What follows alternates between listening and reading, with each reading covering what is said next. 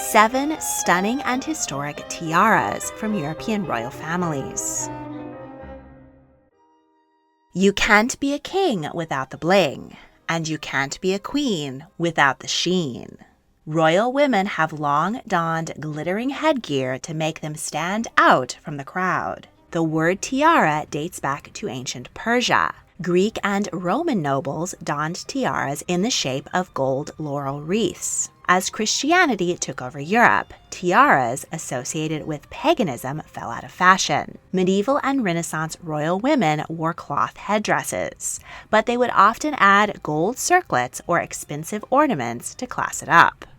The tiara was brought back into fashion in the early 1800s by Napoleon's wife, Empress Josephine, a devastatingly chic woman who was obsessed with all things neoclassical. The many stunning and historic tiaras owned by Europe's modern royal families date from Josephine's time or later, and a few of them were actually owned by the Empress herself. So, if you're watching a period drama set between Roman times and the year 1800, and you see a character wearing a tiara, feel free to call it out as inaccurate. Before beauty queens and toddlers took over tiaras, these priceless heirlooms were exclusively the province of the wealthiest and noblest of families. They are works of art and are fitted with pricey diamonds, pearls, and other precious stones. As these heirlooms are often passed down female family lines, it is fascinating to see how they bounce across Europe with royal marriages. Each modern royal family owns a slew of gobsmacking tiaras, some hundreds of years old, some recently purchased. Today, let's gawk at the tip of the iceberg as we get out our jeweler's glasses to examine 7 of the most impressive and historic European royal tiaras. Empress Josephine's Cameo Tiara. In 1805, 1 year after becoming Emperor of France, Napoleon gifted his beloved wife Josephine a unique cameo parure. A parure is a set of complementary jewels. The tiara, necklace, earrings, brooch, and 2 bracelets were crafted with gold and pearls, with large cameos depicting classical scenes. Cameos are small, intricate carvings mounted on a background of contrasting color. Like the tiara itself, cameos date back to classical times. They were used as signet rings and talismans against evil, and were often carved with magical spells. The neoclassical revival brought cameos back in a big way. They were often carved from conch shells imported from the Caribbean. Cameos were popular souvenirs among those who could afford to go on the grand tour of Europe. Empress Josephine passed her cameo parure to her daughter Hortense, who was the Queen of Holland. She had 4 sons but no daughters, so she willed the collection to her niece, Princess Josephina of Luxembourg, who married the future King Oscar I of Sweden and Norway. From then on, it belonged to the Swedish royal family. It was gifted to German Princess Sibyl of Saxe-Coburg and Gotha when she married Prince Gustav Adolf of Sweden. In 1933, she lent it to her sister-in-law, Princess Ingrid, when she dressed as Queen Josephina for a charity masquerade. Gustav Adolf was killed in a plane crash at the age of 40, and his heartbroken wife's hair turned white overnight. After that, she rarely wore the cameo tiara, as she didn't think it went well with her white tresses. 2 of her daughters borrowed the headdress for their weddings, Princess Brigitta in 1961 and Princess Desiree in 1964. Princess Sibylla died of cancer at the age of 64. She left the cameo set to her son, who ascended the throne a year later to become King Carl XVI Gustaf of Sweden. When he wed in 1976, his bride Sylvia wore the cameo tiara. Queen Sylvia has since worn the tiara on numerous occasions. Her eldest daughter, Crown Princess Victoria, wore the tiara for her 2010 wedding to her personal trainer, Daniel Westling. Another tiara which made its way from Empress Josephine's family to Scandinavia is the Norwegian emerald Parure tiara. The green gems in this set were mined in Russia and set into a floral and scroll diamond tiara around the 1830s. The jewels were made for Princess Augusta, daughter of King Maximilian I of Bavaria and wife of Empress Josephine's only son, Eugene, Duke of Luxembourg. When Augusta died in 1851, age 62, her jewelry collection was divided among her 3 surviving daughters. The emerald tiara went to Amélie, Dowager Empress of Brazil. Her husband, Pedro, had been a member of the Portuguese royal family. During a conflict between Portugal and its largest colony, Pedro sided with Brazil and lived there with Amélie as emperor. He died of tuberculosis at 35, and his wife returned to Portugal. She enjoyed her mother's emerald set for a few years before she herself died at 60. Her only child, Princess Maria Amélie, also died of tuberculosis, so her sole heir was her sister, Dowager Queen Josephine, the widow of King Oscar I of Sweden and Norway. Josephine left the emerald suite to her daughter-in-law, Princess Sophia of Sweden and Norway. In 1911, she lent the tiara to her granddaughter-in-law, Crown Princess Margaret, to wear to the coronation of her first cousin, King George V of the UK. Queen Sophia had a difficult relationship with her eldest son's wife, Victoria of Baden, the current Queen of Sweden. So when the Dowager Queen died, she left the emerald tiara instead to her third son's wife, Princess Ingeborg of Denmark, whom she favored. Ingeborg made several alterations to the emerald set. She had the large drop-shaped emeralds atop the tiara removed and remade into a pair of earrings, and removed most of the pendants from the necklace, 3 of which she gave to her daughter, Queen Astrid, who married King Leopold III of Belgium.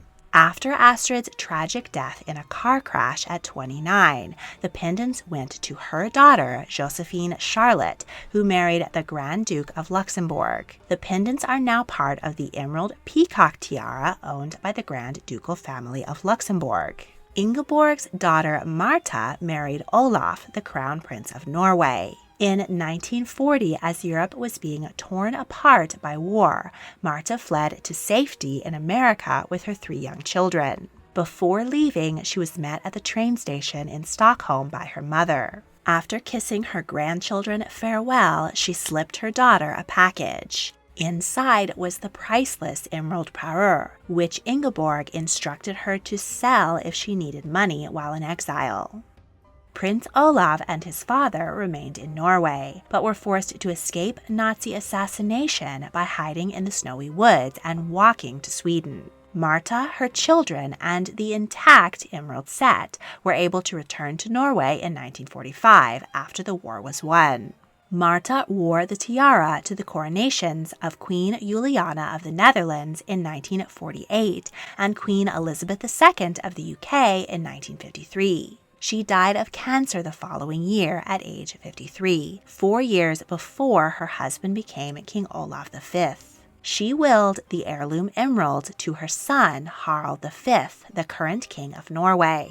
They are often worn by his wife, Queen Sonja. The Stuart Tiara. While the oldest tiaras on our list are only 200 years old, some of the precious jewels set in them have a far longer history.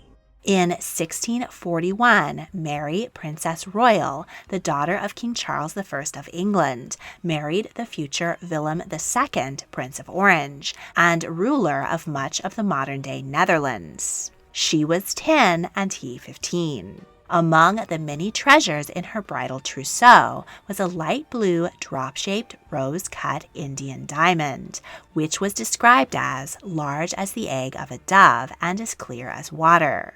This jewel is known as the Stuart diamond for Princess Mary's Scottish family. Mary's father lost the English Civil War, had his head cut off, and his throne abolished. A decade later, her brother was reinstated as King Charles II. He died without a legitimate heir, and their brother became King James II, but he converted to Catholicism and was kicked off the throne.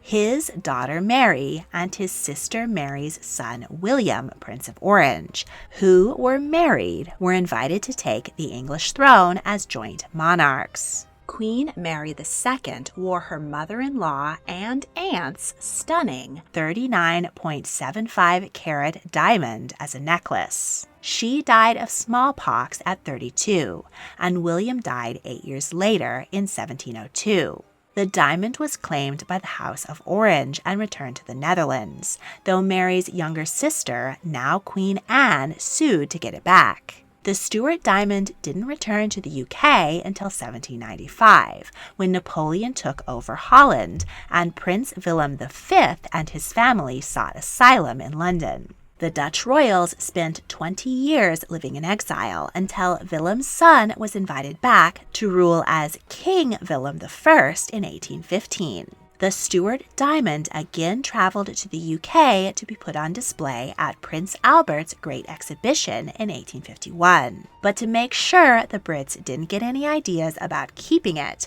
the stone was renamed the Holland diamond.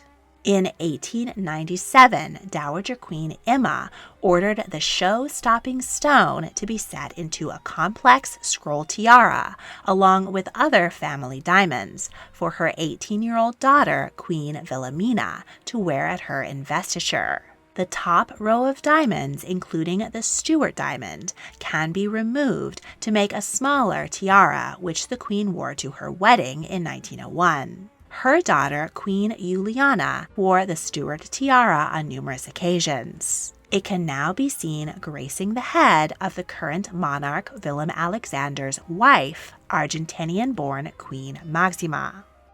If you need something particularly regal to wear, but feel a historic diamond tiara might be overkill, then check out the new designs in my merch store. This one honors the women who celebrated the 12 Days of Christmas by Henry VIII's side.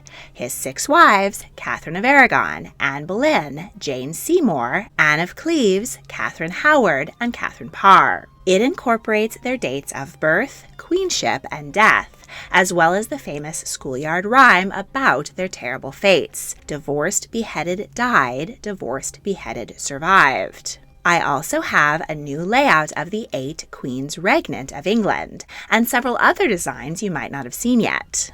I hope you will find something perfect for yourself or as a fun holiday gift for the history lover in your life. You can order any of these designs printed on t-shirts, hoodies, tote bags, teacups, stickers, and more. Click on the link in the description to get History Tea Time merch today and help support the channel. And now, back to history.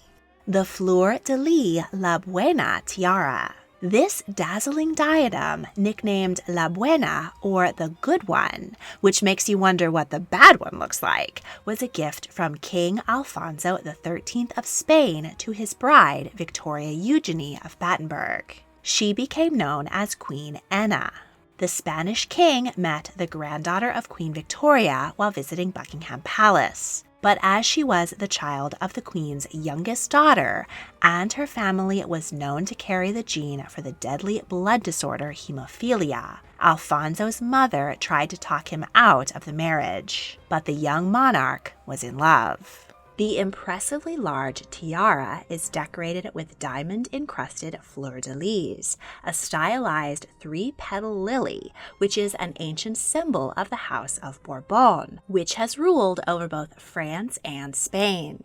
Anna wore the headdress on her wedding day in May 1906. While the bride and groom were riding through the streets of Madrid, waving to the crowds, an anarchist threw a bomb at their carriage in an attempt to assassinate them. The king and queen escaped uninjured, but 24 bystanders and guards were killed, and over 100 people were wounded.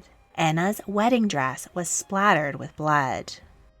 Queen Anna was quite generous with her other jewels and often lent them to her daughters for special occasions. But she never loaned out the Fleur-de-Lys tiara, as it was seen as fitting only for a queen. Two of her sons, Alfonso and Gonzalo, did inherit hemophilia and died young. The king blamed his wife and was chronically unfaithful. This perceived weakness in the Bourbon royal family bloodline contributed to their downfall in 1931.